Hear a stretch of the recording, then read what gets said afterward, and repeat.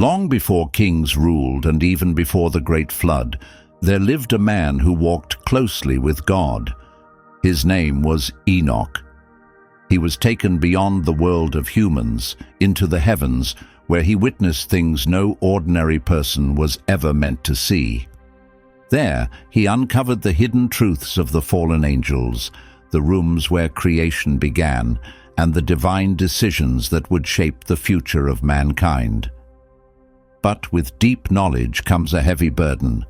What Enoch learned revealed a conflict beyond this world, a rebellion among heavenly beings who broke sacred laws, came down to earth, and sparked a chain of corruption that would stir the fury of the Creator. This isn't just an old story.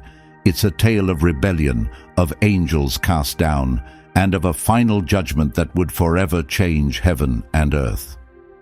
"Write down what you see, Enoch," said the voice, "so that those who come after may understand the truth and be ready for what's ahead. Enoch, son of Jared, you have found favor in my eyes. Hear my voice." "Lord, what would you have me do?" Enoch asked. "I am only a humble man before your greatness."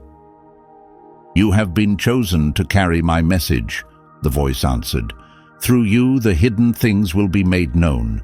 Stand now and follow the messenger I have sent." "I am Uriel," the figure said, "guardian of the mysteries of God. Come with me, Enoch.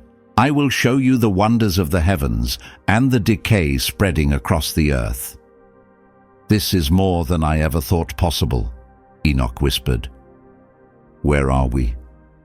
"You're standing at the gates of heaven," Uriel replied, "but not all that you see will bring joy. Some truths will weigh heavily on your heart.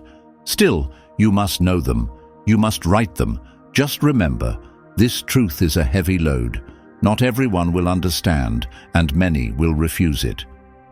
Will you accept this path?" "If it is God's will," said Enoch, "then I will follow it, even if it breaks me. I will write what must be written. Lord, give me strength to carry out your command." So the secrets of the heavens were revealed, but they came at a cost. This is the record of what Enoch saw above. Chapter 1. The Watchers. These are the words of Enoch's blessing, blessings spoken over the righteous and chosen ones who will survive the time of trial, when the wicked will be removed. Enoch, a man devoted to righteousness, spoke words given to him by God. He had a vision, a holy vision of heaven itself. But what he saw wasn't meant for his generation. It was a message for a distant time, for the chosen people of the future. He spoke for them, and for them he wrote down all he witnessed. He saw the Holy One, the mighty Lord, coming from the sky.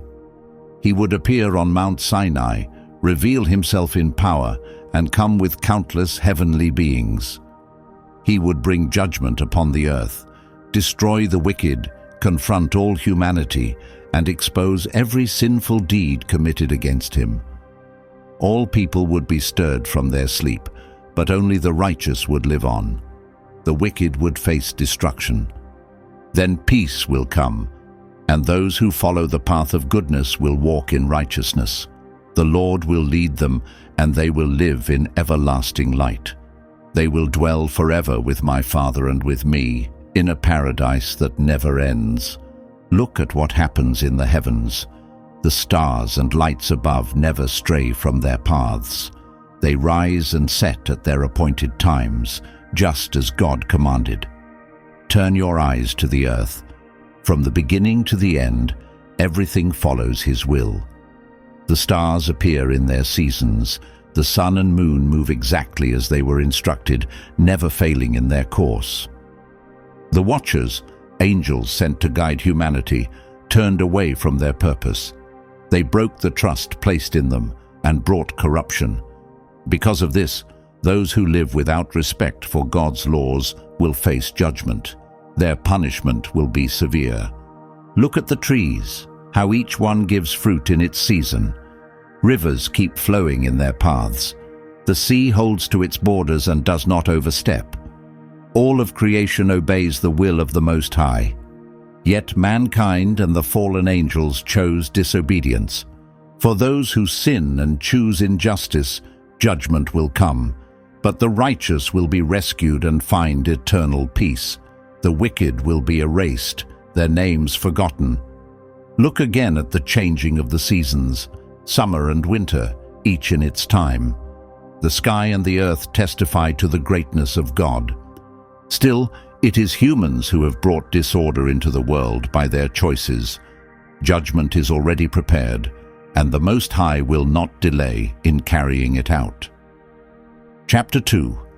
The Fall of the Watchers and the Rise of the Giants. In those days the human population grew, and many daughters were born, beautiful and full of grace. The heavenly beings, the angels, saw them and were filled with desire. They said to one another, "Let's choose women from among them and have children with them." But their leader, Semjaza, warned them, "I fear you won't go through with this, and I alone will carry the blame for a great sin." Still, the others replied, "Then let us make a pact together. Let's swear an oath and place a curse on ourselves, so that none of us turns back from this plan." So they all agreed and sealed their decision with a binding curse. In total, there were 200 of them. They came down in the days of Jared and landed on Mount Hermon. Among them was Semjaza, their chief, along with the other leaders who each commanded groups of 10. Each one of them took a woman as a wife. They approached them, and through this union defiled themselves. They taught the women magic spells, dark arts, and the secrets of herbs and roots. The women became pregnant and gave birth to giants, enormous beings, some reaching heights of 300 cubits. These giants consumed everything people could provide. When there was no more food left, they turned on humanity itself, devouring people without mercy. Their violence extended beyond humans. They began attacking birds, animals, reptiles, and even fish. They started to kill one another and drank blood. The earth itself rose up and cried out against their evil.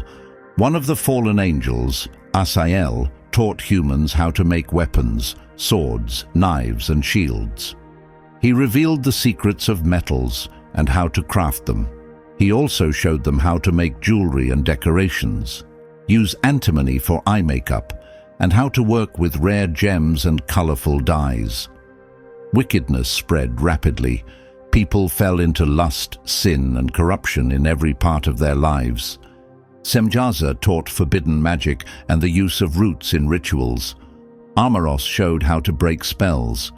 Barakiel revealed secrets of the stars, while Kokabiel explained how to read the patterns of the sky. As people died from this corruption, their cries reached the heavens. The angels Michael, Uriel, Raphael, and Gabriel looked down and saw the bloodshed and chaos spreading across the earth. They said to each other, "The earth itself is crying out, and its voice is rising to heaven's gates. The souls of those who have died call to us, begging that we bring their case before the Most High." They turned to the Lord of Heaven and said, "You are the greatest of all, King of kings, Lord of lords. Your throne stands forever, across all ages. Your name is holy and praised for all time. You created everything and have power over all. Nothing is hidden from you. You see all that happens. You've seen what Asel has done, how he's taught injustice and revealed sacred secrets from heaven that humanity was never meant to know. Semjaza, who was placed in charge, has taken human women and sinned, revealing forbidden knowledge. These women gave birth to giants, and now the earth is drenched in blood and filled with evil. The spirits of the dead cry out, and their pain has reached the gates of heaven. They cannot rest because of the wickedness that was done. But you, Lord, knew this all before it happened. You see it, and still you have not told us what we should do." Then the Most High, the Holy One, gave his command. He sent Uriel to speak with Noah, the son of Lamech. "Go to him," God said, "and in my name warn him. Tell him to hide himself, because the end is coming. A flood will cover the whole earth, destroying everything on it. Instruct Noah, the righteous man, on how to save his life and preserve the future of humanity." The Lord also spoke to Raphael. "Take Asael," he said, "bind his hands and feet, and throw him into a deep pit in the desert of Dudael. Cover him with sharp, broken rocks, and seal him in darkness, so he may never again see the light. He will remain there until the day of the final judgment. On that day, he will be cast into the fire, and the earth will be cleansed from the corruption caused by the fallen angels. Proclaim this to the world: all the evil and corruption will be wiped away. Not all of humanity will be lost because of the secrets the watchers revealed to their children. The whole earth has been tainted by what they taught, and the full weight of guilt will fall on them." Then the Lord spoke to Gabriel. "Go and tell Semjaza and the others who defiled themselves with human women that their fate is sealed. They will be trapped for 70 generations deep in the earth, awaiting the day of judgment, the day when final justice will be carried out. On that day they will be cast into a pit of fire and suffering, where they will remain forever. Remove every trace of the evil ones and the offspring of the watchers, because they have brought great harm to mankind. Erase all wickedness from the face of the earth. Let their crimes come to an end, and let a new seed of righteousness and truth grow and bless the world." Chapter 3. The Judgment of the Watchers. During that time I was taken from among the people, and the angels led me to a faraway place. They said, "Enoch, you who are a writer of righteousness, go and speak with the watchers, the angels who abandoned their heavenly place and corrupted themselves by taking human wives. They acted like mortals and have defiled the earth. Tell them this: there will be no peace for you, no forgiveness for your sins." So I went to them. They were gathered in a place called Abel Main, between Lebanon and Senir. They had covered their faces in shame. I delivered the message of righteousness that had been given to me, and they began to shake with fear. They begged me to write down a plea on their behalf, a request for mercy. They wanted me to bring their petition before the Most High, because they were too ashamed to speak to him or even lift their eyes to heaven, knowing what they had done. I wrote down everything they asked and took their words with me. I rose up and reached the heavenly waters. There I saw the gates of heaven open, and I entered the place where God's throne stands. I fell face down and presented the petition of the fallen angels to the Lord. But the Most High answered me and said, "Return to the watchers who sent you with this request. Tell them, you were holy, spiritual beings, created to live forever, but you chose to pollute yourselves by taking human women, bearing children made of flesh and blood. Because of this, you've caused great evil across the earth. You were never given the right to reveal heaven's secrets. You were not meant to share that knowledge with humans, but you did. You will be condemned for all eternity," the Lord declared. "As for your children, the Nephilim, born from your union with human women, they will be destroyed. Their violence and bloodshed have corrupted the earth." I returned to the watchers and told them everything God had spoken. I made it clear there would be no forgiveness, no second chance. They had abandoned their heavenly place and committed a sin that could not be undone. In one of my visions, I was shown the future judgment of the watchers. I saw a place of darkness, blazing with endless fire and towering columns of flame. This, I was told, would be the prison for the fallen angels. They would remain chained there, waiting for the final day when their punishment would be complete. The Most High said to me, "This place is where the angels will be confined until the great day of judgment. Then they will be thrown into the eternal abyss for the sins they have committed." I was also shown rivers of fire flowing endlessly. The Most High was seated there, surrounded by angels who worshipped him, their voices raised in constant praise. At that moment, I fully understood the judgment that was coming. Then I learned about the fate of the giant spirits. Though their bodies would die, their spirits would remain on the earth, becoming evil forces. These spirits, born from human mothers and heavenly fathers, would become invisible enemies, creatures not seen by the human eye. They would be known as evil spirits, bringing harm and destruction. Though they wouldn't eat or see like humans, they would attack, deceive, and stir up conflict. They would turn against mankind, especially against women from whom they were born. God gave me the task of writing all these revelations so that those in the future would understand. They needed to know about the sin of the Watchers and the terrible consequences of their rebellion. Enoch, he said, record everything you've seen.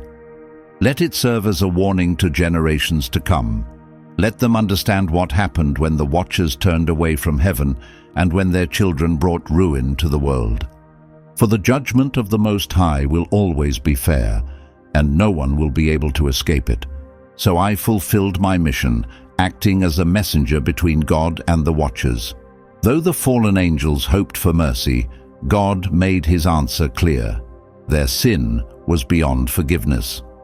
As a faithful scribe of righteousness, I wrote down every vision and word I received so that the truth would never be lost.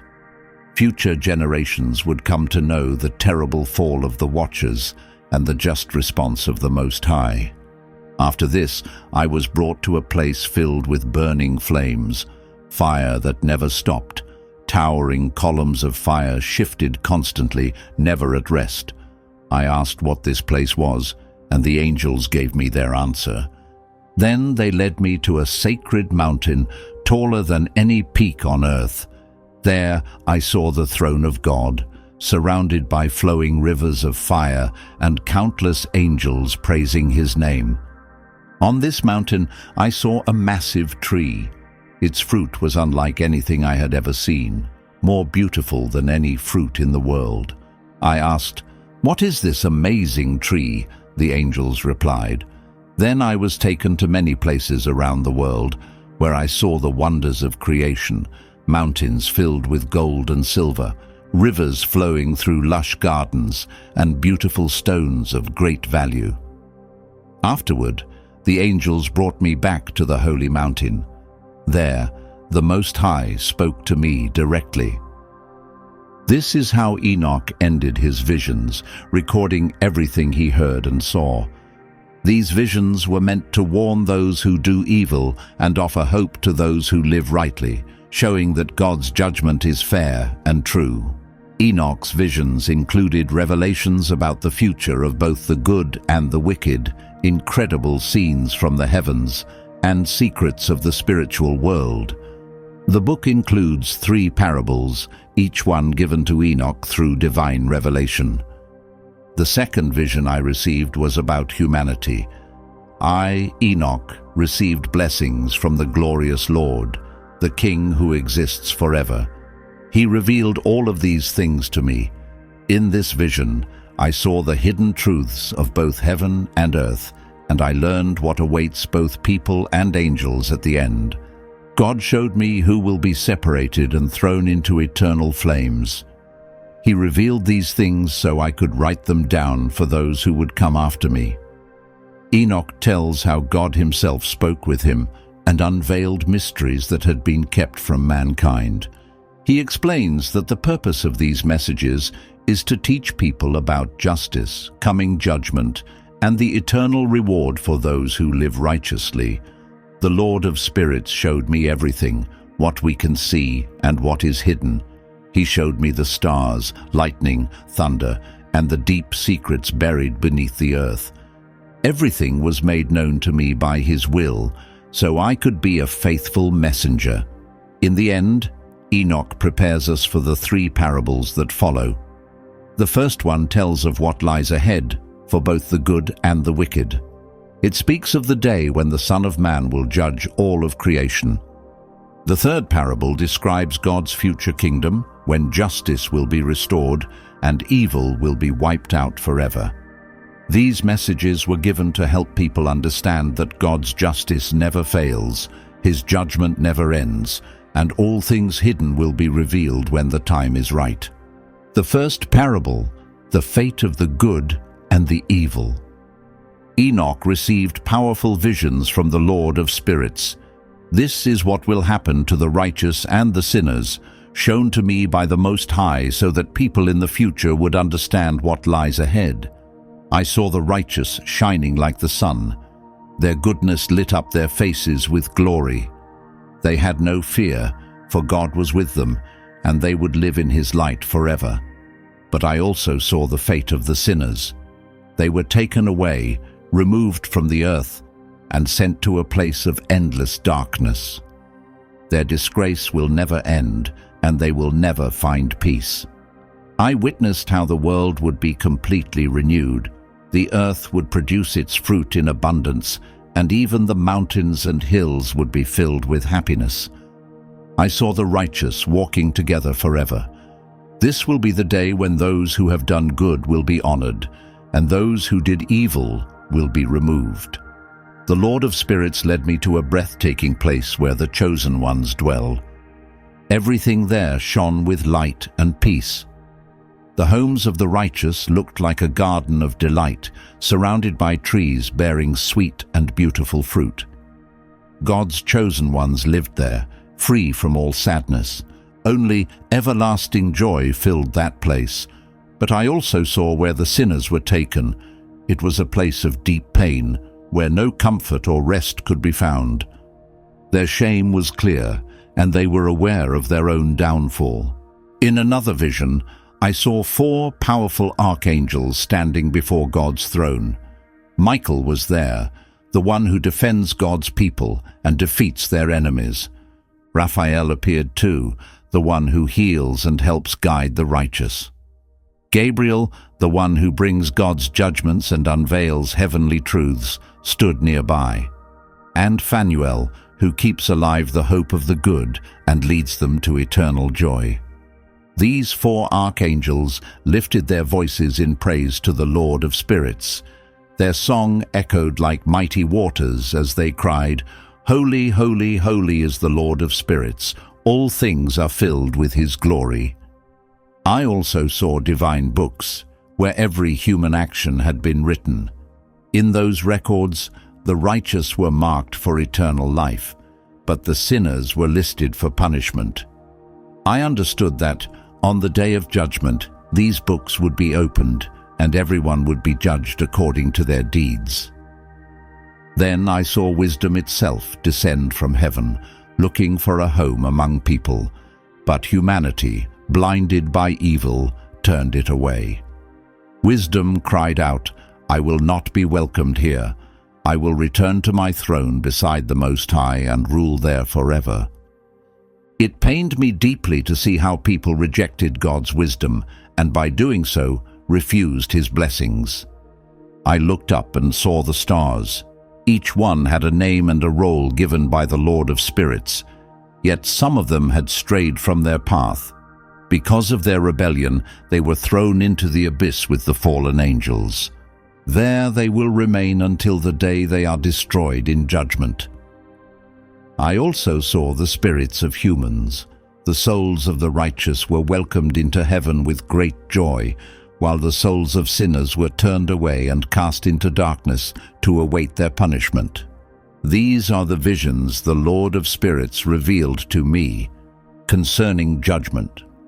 I, Enoch, received this parable from the Lord of Spirits. In it, he showed me great mysteries about the Son of Man, who will be the judge of all things.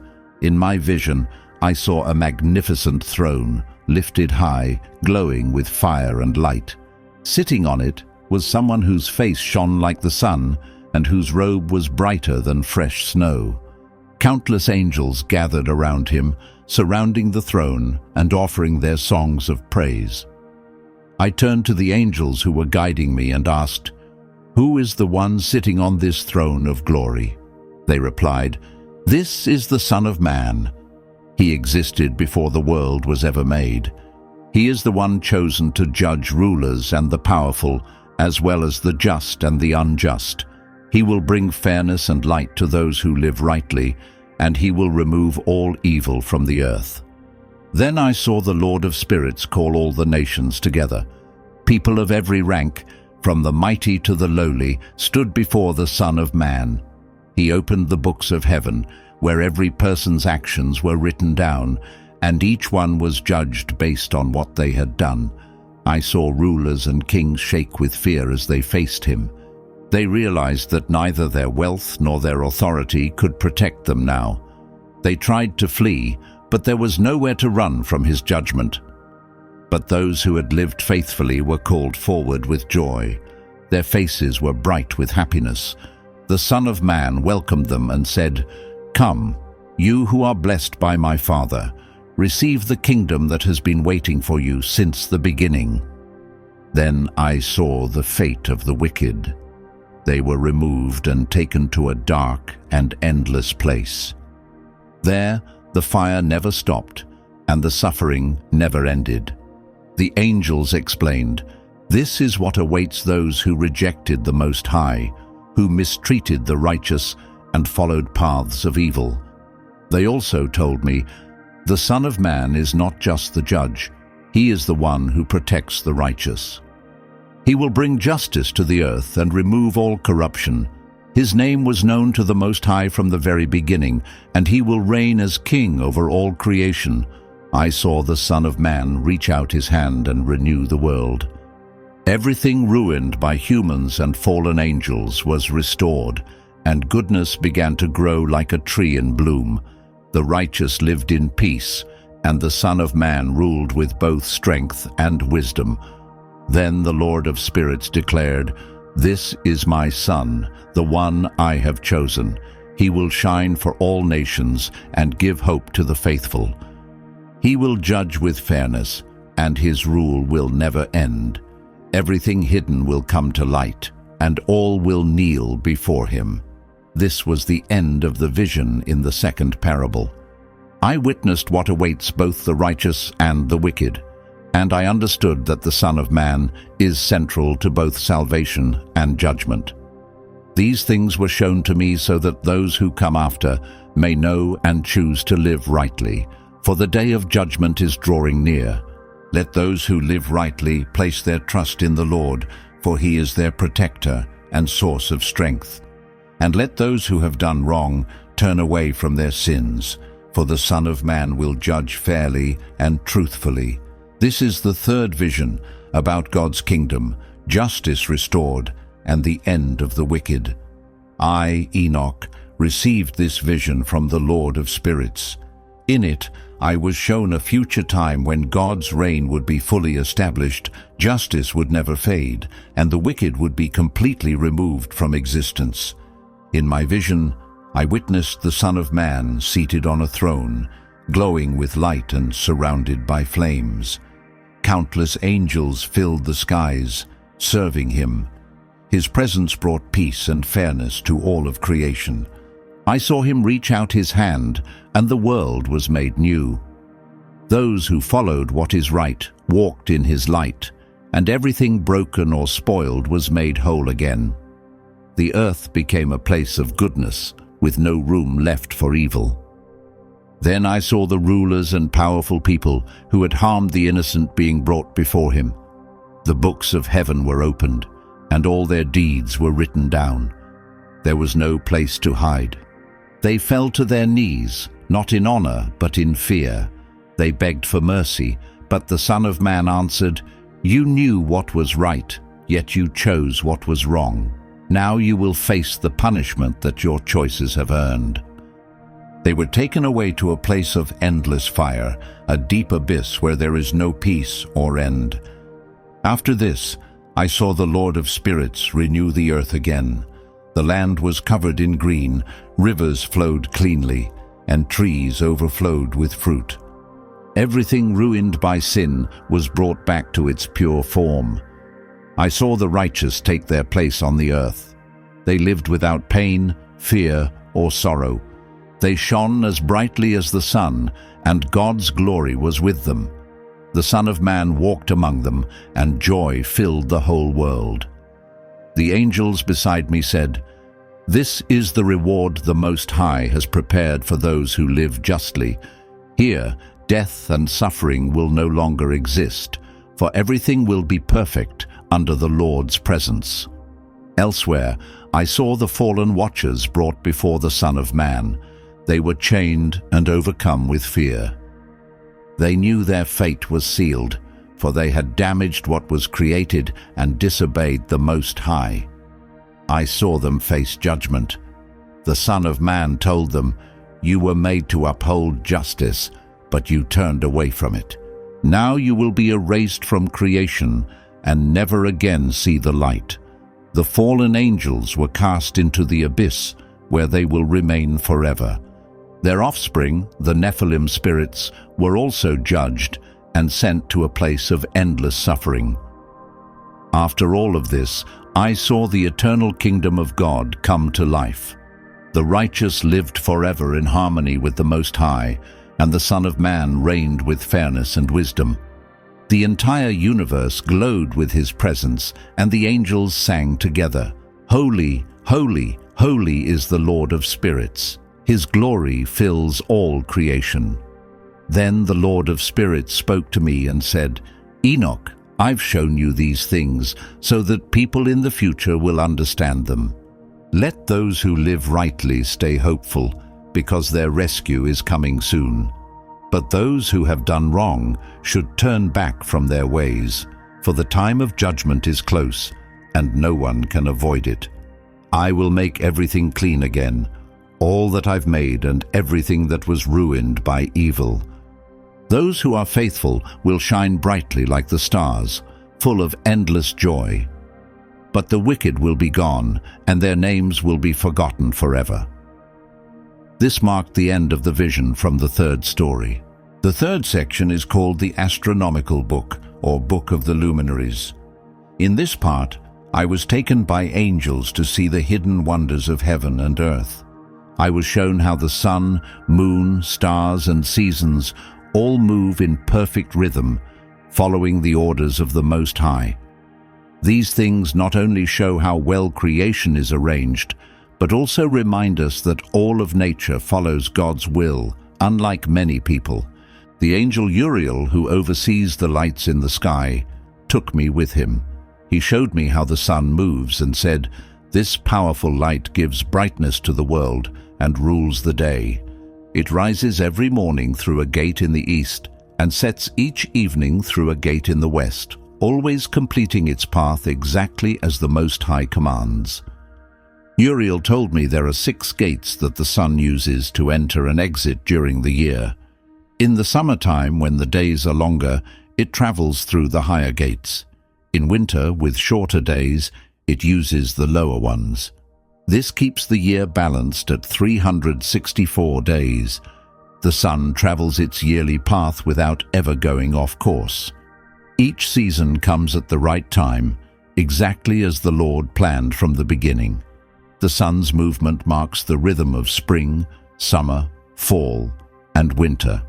In spring and autumn, day and night are equal. In summer, the days are longer. In winter, the nights are longer. Each part of the year is designed for a specific role in creation.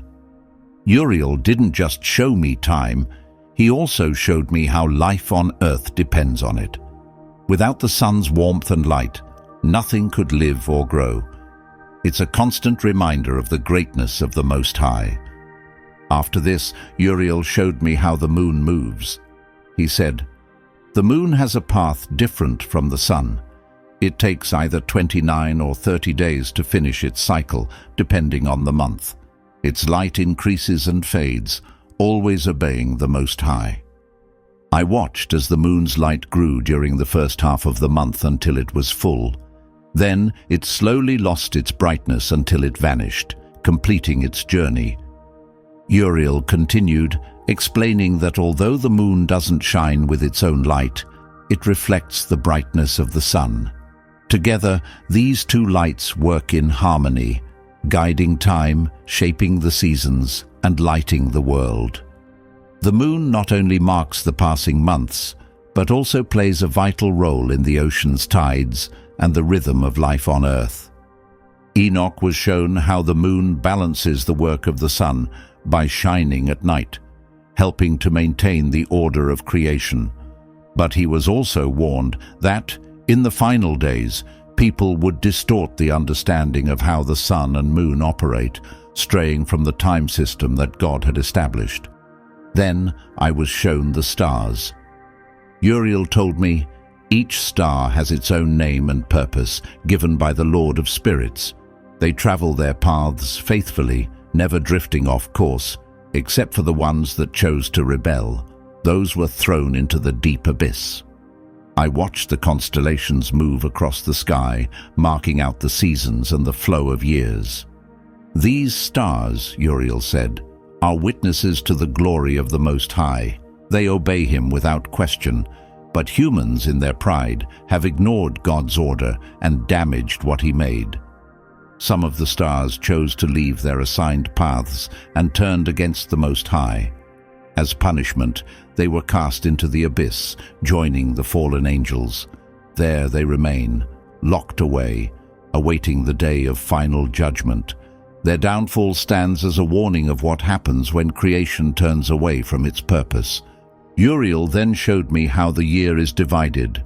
I saw the changing of the seasons, all driven by the movements of the sun, moon, and stars. The year, he said, has 364 days, divided into 4 equal seasons. Each one has its set time, arranged by the Most High, so that humanity could live in harmony with the natural world.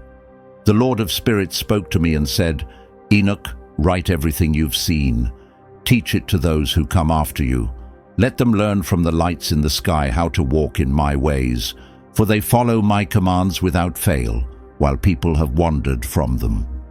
The Most High warned that in the last days many would twist the understanding of the sun, moon, and stars. They would shift the times and seasons from their true course, but those who are faithful will not be misled. They will remain firm, guided by the light of the Lord, untouched by the lies of the wicked. This ends the Book of the Luminaries, a divine message given to Enoch, so that future generations might understand how all of creation honors God's order, and how important it is to live in that same order. The stars shine as a constant reminder of the power and rule of the Most High, and they stand as a warning to all who choose to defy his will. Praise be to the Lord of Spirits, who shaped the heavens and the earth with wisdom and care. May all people look to the lights above and honor his name forever. Chapter 6. The Book of the Luminaries. In this part, Enoch describes 2 powerful visions shown to him. The first reveals a great flood that will come as judgment for humanity's wrongdoing. The second uses animals to symbolically tell the story of human history, from Adam to the final day of judgment. The first vision, the flood. One day, while I, Enoch, was resting at home, I was given a vision. I saw the sky break apart and fall upon the earth.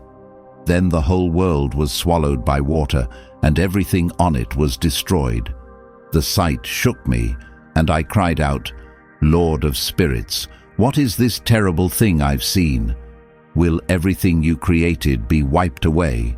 What will happen to those who live righteously? The Most High responded, Enoch, this vision shows the judgment that will come because of humanity's wickedness. I will send a mighty flood to cleanse the earth, but I will not forget the faithful. You must warn your family, for I will choose someone from among them to serve me.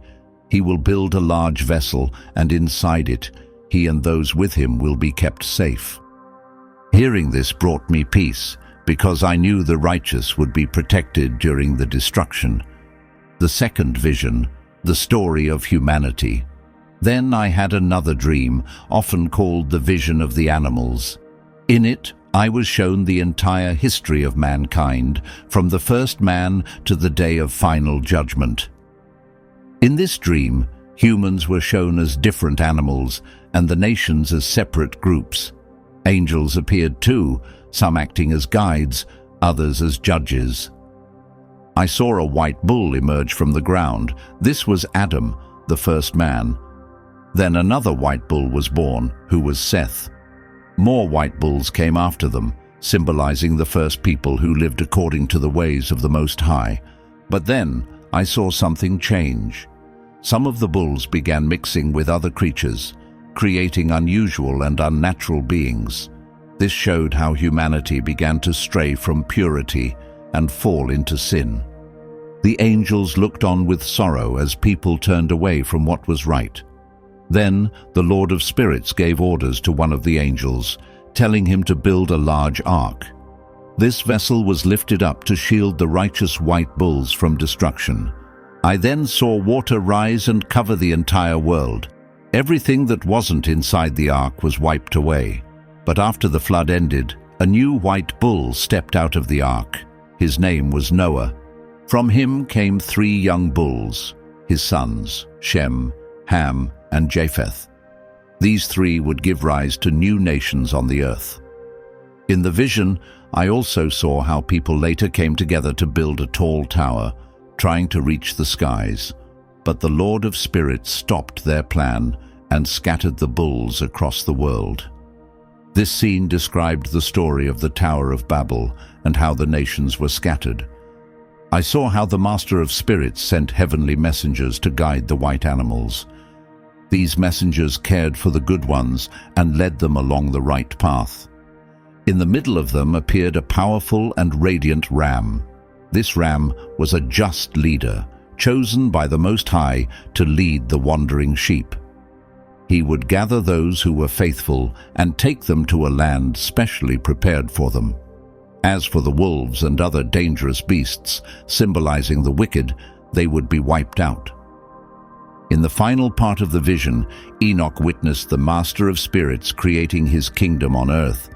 The white sheep, symbols of the good and faithful, lived in peace, while the violent creatures were gone forever. The earth was transformed, and evil had no place left. The Master of Spirits dwelled among people, and his brilliance reached every corner of creation. The faithful were filled with never-ending happiness, while the names of the wicked faded into nothing. I, Enoch, recorded all these visions so that those who come after will understand that the Most High's justice is fair and absolute. What I saw was given to me both as a warning for those who do wrong and as a promise of hope for those who choose good. The Master of Spirits will judge everything he has made. Justice will shine for the righteous, and human history will tell of the final judgment, redemption, and the promise of a never-ending reign of fairness.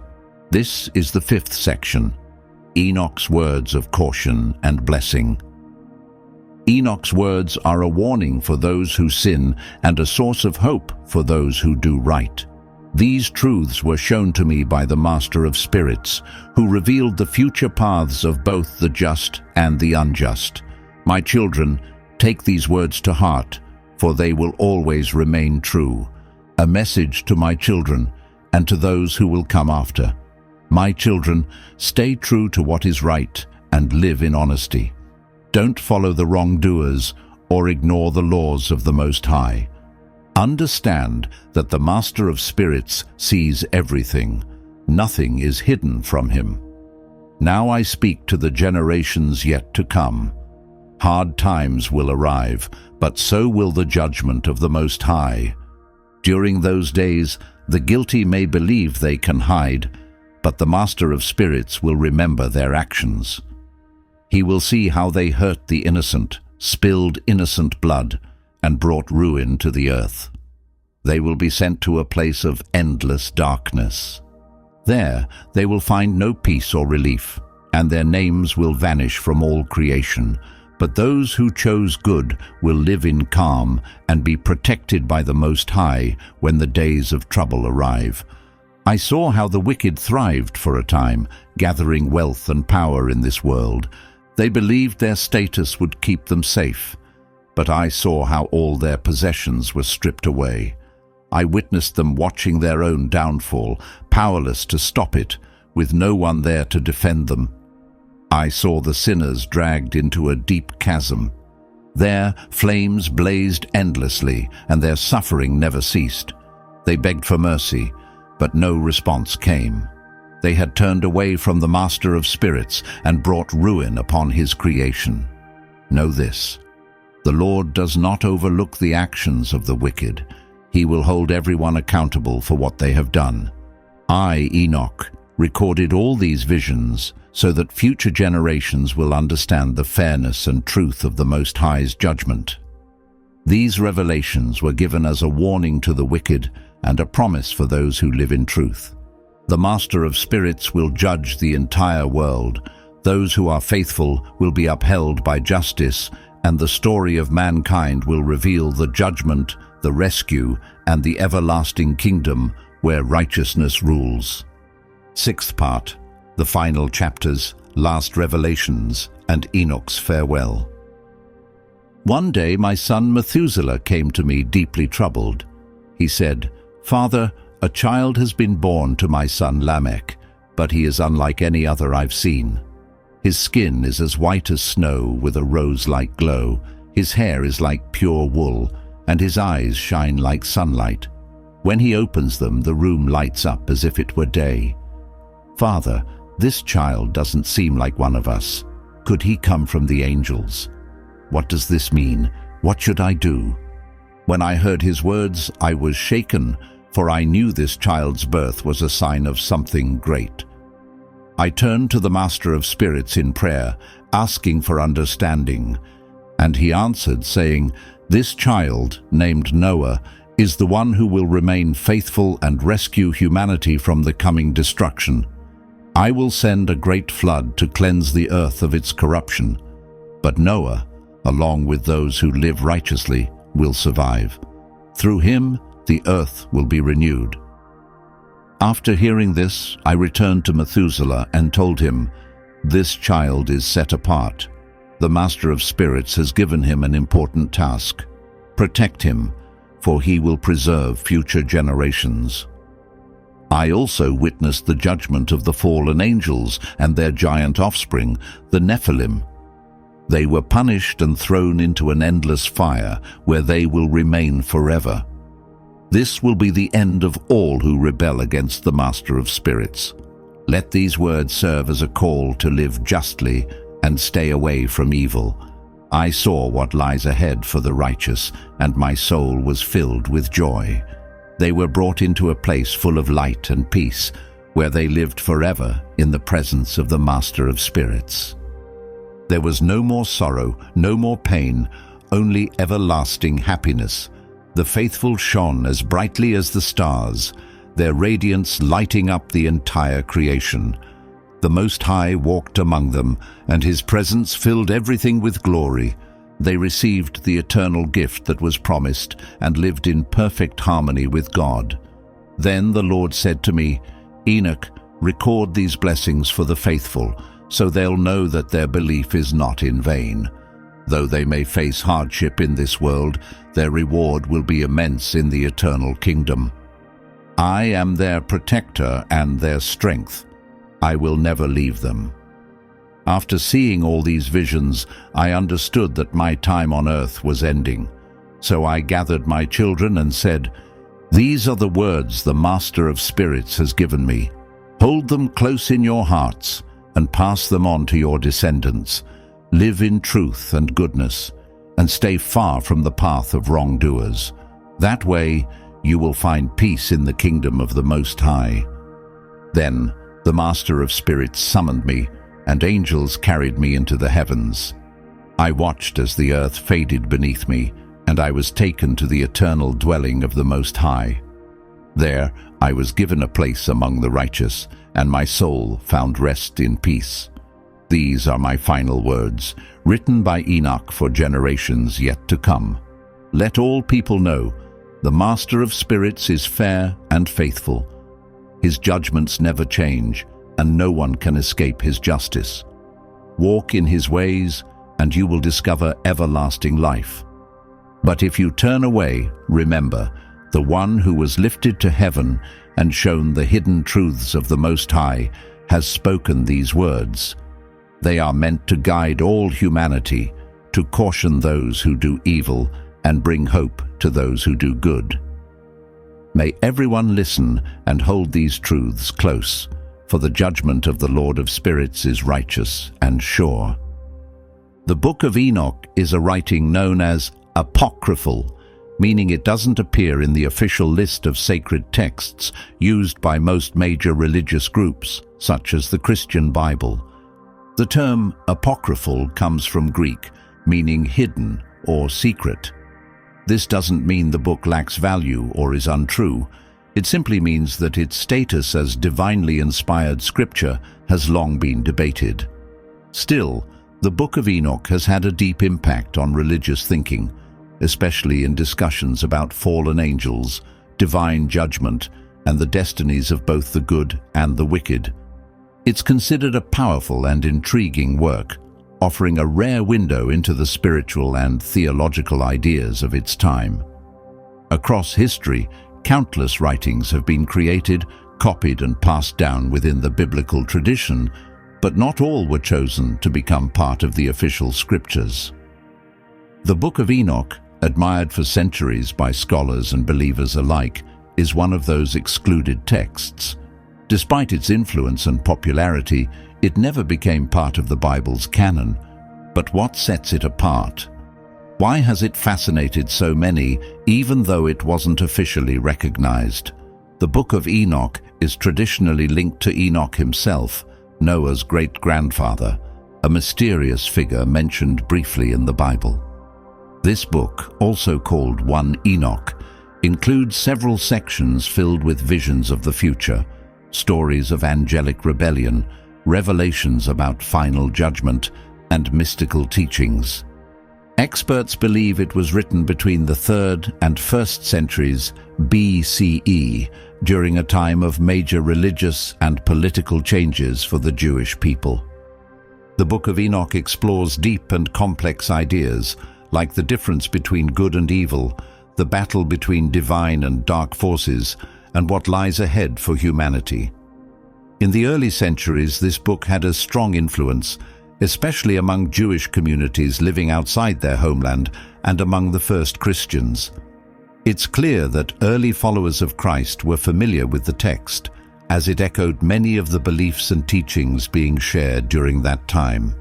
In fact, the Book of Enoch is directly quoted in the New Testament, specifically in the Epistle of Jude.